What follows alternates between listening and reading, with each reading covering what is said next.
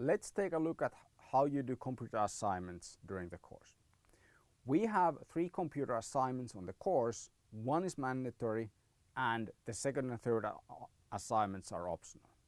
These assignments are small analysis projects where you get a data file or 2 data files in the final assignment, and you are supposed to answer a research question using those data files and analysis that we have taught on the course. For every submission, you need to submit 2 different files. So the analysis assignment submission always consists of 2 files. One is an analysis file, R, SPSS or data file, and the idea of an analysis file is that it's a sequence of commands that the statistical software can run, and it will reproduce whatever results you got if the person who runs the software has the same data set that you got. And then you need to run a report the results in a Word file where you add your own interpretation of the results, an explanation of the analysis workflow. I have more detailed explanation on how you actually do the Word file, how do you do the analysis file on the course website for each of these 3 statistical software. But at this point it's worth taking a moment to explain why you need to submit 2 files, why just not the report. And this is important for reproducibility. Quite often how people apply statistical software is that they point and click around, they get a nice regression table, they save the table, then point and click around, they get a nice correlation table, they save the table, then point and click around and they get a third regression table, they save the table into a Word file, and then they write a paper. Good. Then someone comes and checks their correlation table and tells that your correlations will not produce the regression results that you provided. What do you do about it? Then the question is, how exactly did you come up with that correlation table and that regression table if it's impossible to come up with the results that you just presented from one data set? If you go with this point and click, save a result, or point and click, save intermediate data sets, point and click, save a result approach, unless you are very good at keeping a diary of what you did, it is impossible to go back, say 2 weeks ago, and say what you did in the analysis. Analysis files solve this problem. If you have an analysis file, then you have a complete documentation on what goes into your analysis.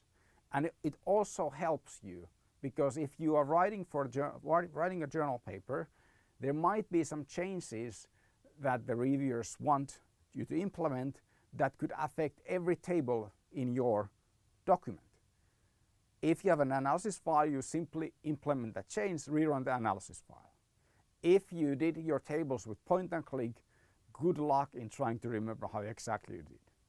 I have personal experience on this, and this is also something that you can find relevant in published research. I'll tell about my personal experience when I really was mad at myself for not following a good research practice of doing analysis files. I had this structural ecosystem modeling project.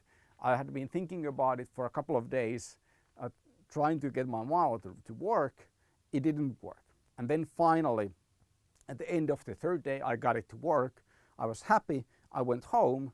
I opened a beer at home, slept overnight, came to the office the next morning to write about the nice result that I got.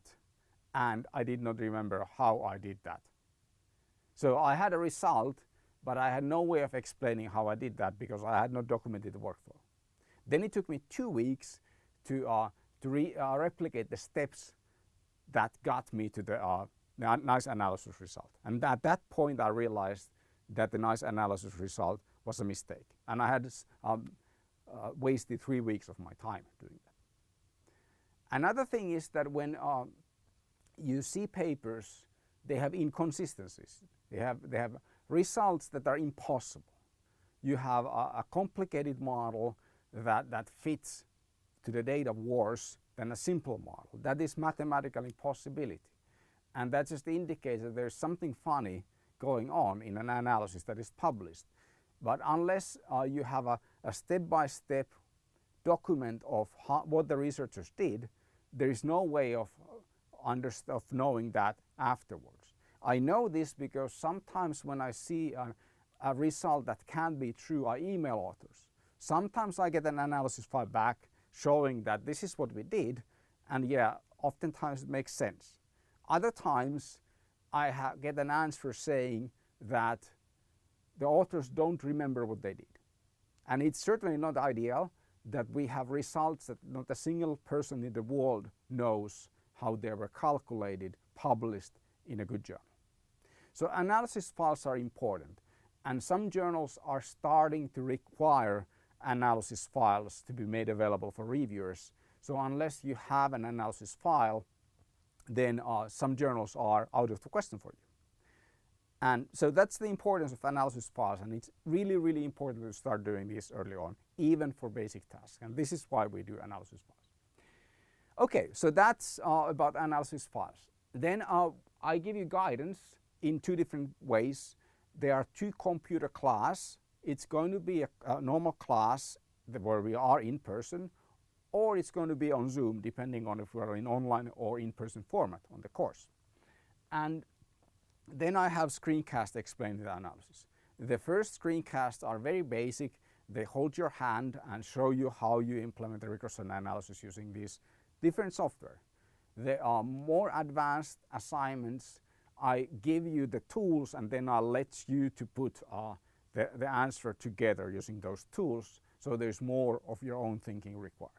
Of course, you can always do things differently from what I instructed, but then you need to justify your approach. If you're interested in testing different models, sure, go ahead, I'll comment on them.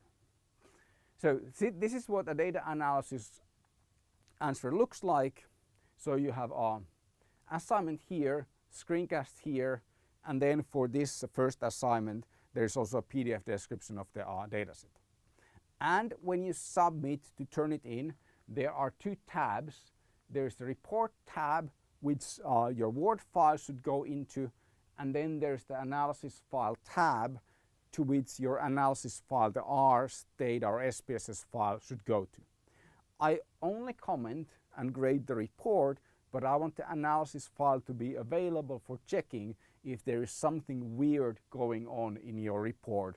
For example, the number of observations switching between two regressions in an inexplicable manner. Then I would want to see how the analysis is done. Sometimes I actually run the analysis that the students submit, and if you submit an analysis file that does not run but submit a report, I generally tend to fail that report because it's not possible that you would have produced that report from the analysis file that you submitted.